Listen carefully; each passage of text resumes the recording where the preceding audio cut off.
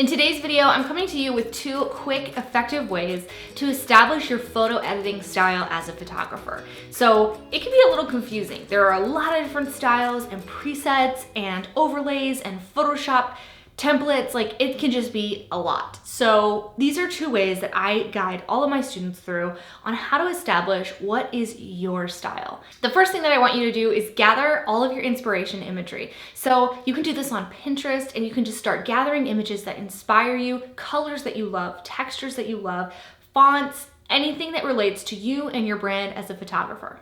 Gathering all of these things together visually is really going to help you connect the dots and find patterns between maybe some common denominators of what you love and what you're drawn to. Or maybe you start to see some vibrancy of color. You're very into saturated colors. So you're going to start to see patterns. And one of the best tips that I have for you as you're gathering your inspiration and finding images that you are drawn to is to not pin or gather too many images that are just other photographers' work. Try to get out of the world of photography for a second. What are things that you're drawn to that are not just photos? I want you to ask yourself why you're drawn to these particular images. Then you can ask yourself, what do you want people to feel when they look at your images?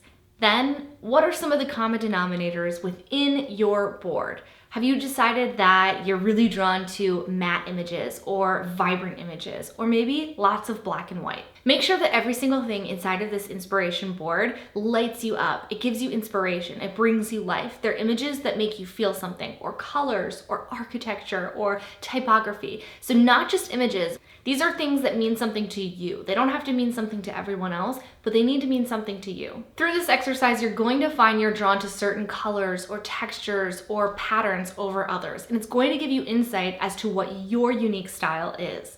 The second tip, and this is absolutely crucial when you're first starting out, is to only edit with one color and one black and white preset for as long as you possibly can.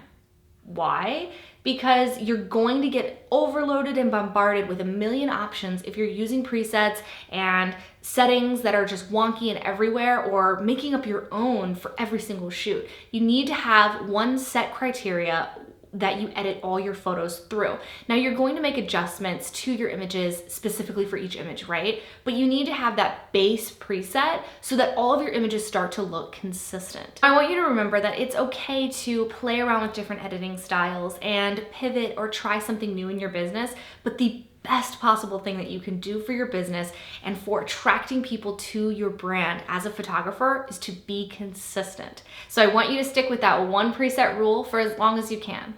Only using one preset is also going to force you to only use the presets you love the most. By choosing and forcing yourself to choose just one color preset, you're going to end up with your favorite work, if that makes sense. So make sure you eliminate all those other distractions and options, picking only your favorite color preset and your favorite black and white preset. You can create your own presets too, guys. You don't have to go buy them. If you go into Lightroom and you make some adjustments that you love and you want to save them, you can actually save it as a preset. Watch this tutorial really quickly here and I'll show you how. Right, so I'm here inside of Lightroom right now, and just as an example, here's an image that I've already finished doing some edits to of myself. And if you look at the top of the page here, under Develop, you can click New Preset. And this new preset could just be my standard color preset. And you could put it into a folder. New folder, name it something else.